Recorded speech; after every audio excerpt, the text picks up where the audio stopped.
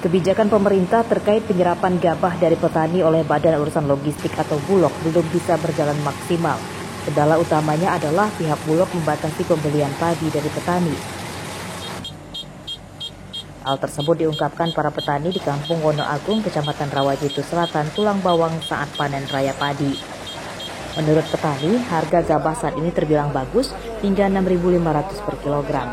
Sayangnya, padi yang mereka panen sulit dijual sebab pihak Bulog Tulang Bawang membatasi pembelian maksimal hanya 10 ton per hari. Angka tersebut terbilang sangat minim dibandingkan dengan hasil panen petani yang rata-rata bisa mendapat hingga 7 ton padi per hektar. Sebelumnya kan sudah ada informasi bahwa hasil panen petani semuanya akan diserap sama Bulog. Ternyata kami belum panen ini udah kesulitan mau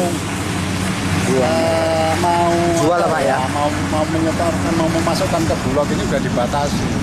Berapa Pak per ini batasannya? Cuma 10 ton per hari. Karena mengingat sudah overload benar memang ya, kami di sisi lain memaklumi, di sisi lain juga kami di lapangan ini sedih. Sedih dengan kejadian ini, seolah-olah ini agak bencana bagi petani. Gabah kita saat ini kan panen itu kalau di wilayah kita ini baru masuk di 10%. Tapi saat ini kan untuk serapannya sudah tidak bisa 10%, tapi cuma 1 atau 2% yang terserap. Sisanya kan kita bingung kemana arahnya.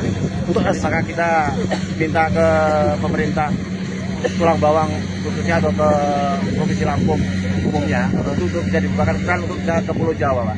Karena di wilayah Tulang Bawang ini kendalanya dari Bulog itu adalah keterbatasan dryer pengering.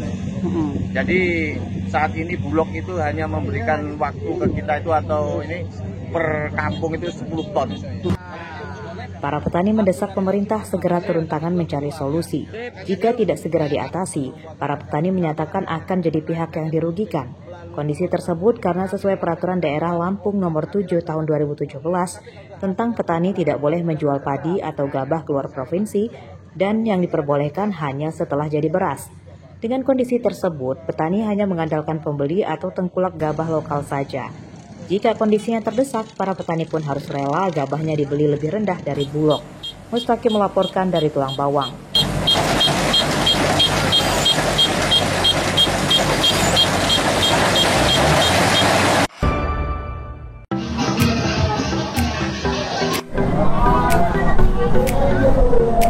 Jembatan penyeberangan orang atau JPO Siger Milenial di depan kantor pemerintah Kota Bandar Lampung jadi tempat wisata kekinian.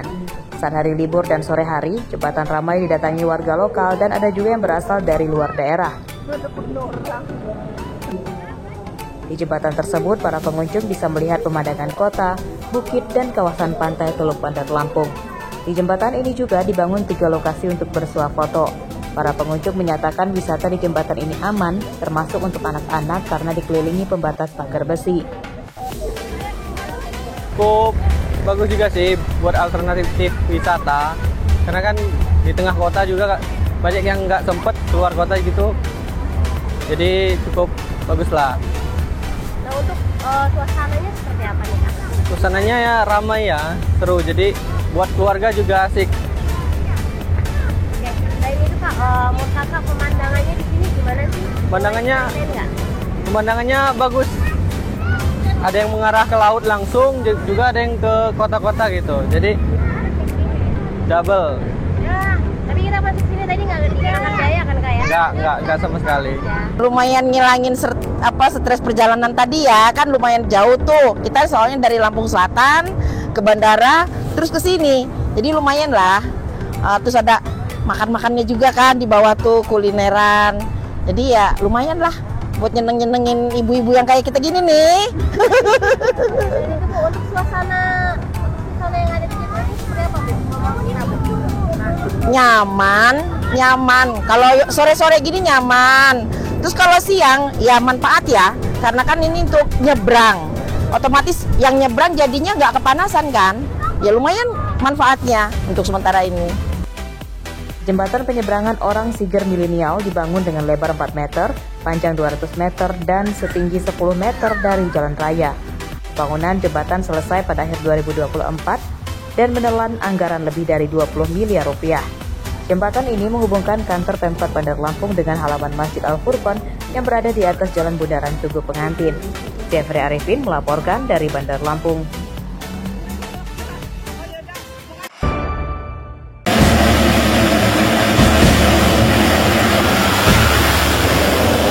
Balapan motor dalam ajang Grand Final Motor Race Series Grass Track 2025 yang digelar di Kecamatan Bandar Agung, Lampung Timur berlangsung seru.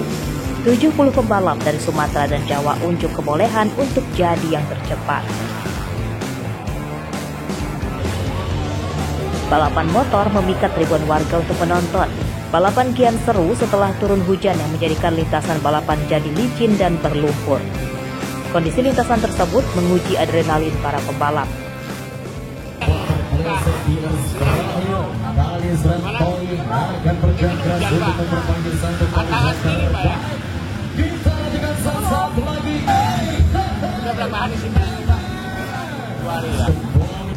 Balapan motor yang digelar selama 2 hari pada akhir pekan lalu tersebut diselenggarakan oleh beberapa pihak, termasuk pemerintah daerah dan Polres Lampung Timur yang bertujuan untuk mencari bibit atlet grass track.